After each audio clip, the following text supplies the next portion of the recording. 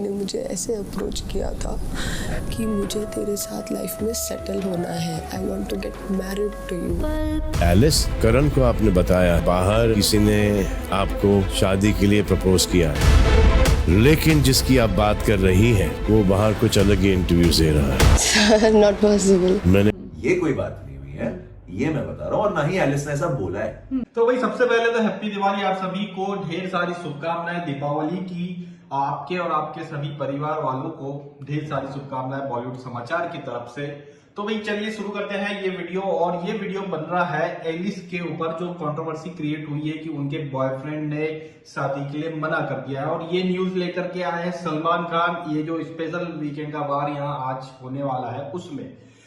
तो भाई सबसे बड़ा ये सवाल कि बिग बॉस मेकर को क्या जरूरत पड़ी कि ये झूठी खबर या आधी अधूरी खबर, आधी अधूरी न्यूज यहाँ इस तरह से एलिस के सामने प्रेजेंट करे। जी हाँ, ये हम झूठी आधी अधूरी इसलिए बोल रहे हैं क्योंकि एक्चुअल में ऐसा नहीं है जी। इस तरह से, जिस तरह से ये मैसेज यहाँ दिया गया है और जिस तरह से यहाँ समझाया गया है, जैसे रखा गया है, एक्चुअल में तो ऐसा सीन ही नहीं है भाई। हम आपको तीनों क्लिप दिखाएंगे जिसके आपने छोटे छोटे शॉर्ट अभी तक देखे हैं।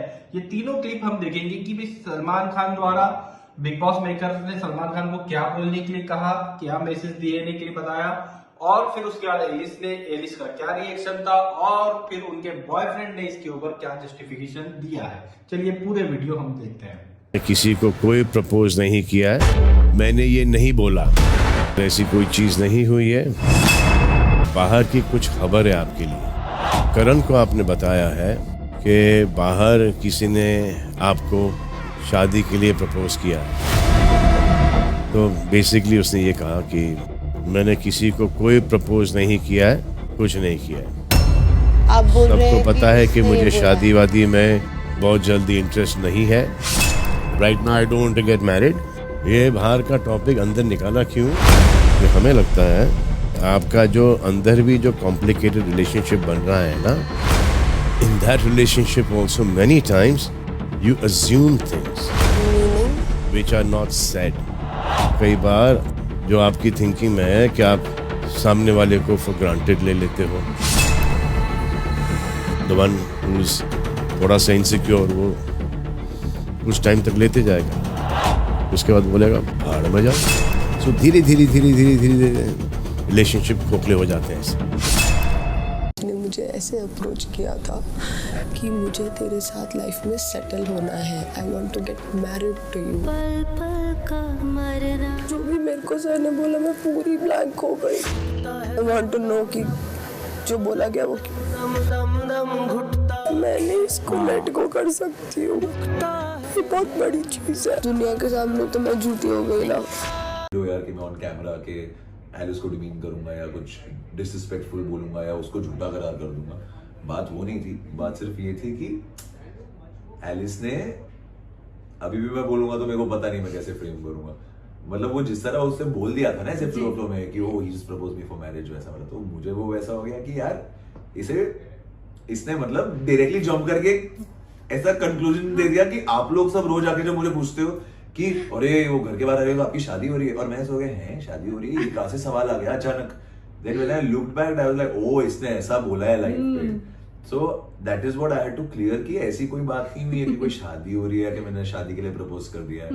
ये कोई बात नहीं हुई है, ये मैं बता रहा हूँ। और ना ही एलिस ने ऐसा बोला है कि मैंने उसे शादी के लिए प्रपोज कर दिया। ऑल शी मेंट वाज कि मैंने उसे जब हमने डेट करना शुरू किया था ये बोला था कि you are the kind of girl I would like to get married.